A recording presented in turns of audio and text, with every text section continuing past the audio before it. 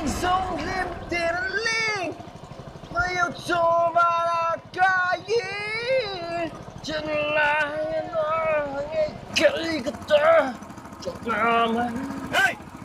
Sao tụi mày? nghe Giải tiếng đâu đâu xì. Giải được chiêu. ba ta technique này technique giải chiếm lâu mình thì mà vàng ai in zoom giấu lâu rồi liệu chồng khác lâu man dễ mấy lâu Để bây giờ bùi tinh về thấy đâu nè. ai chia đủ lâu lâu đâu sang hai thế hôm lên à ba ta thế đàn luôn chia đôi na lâu isa sen ru cái gì Come on, mate! Say it to me! Don min självsla var det då jag sjöng när du är genom hörnet till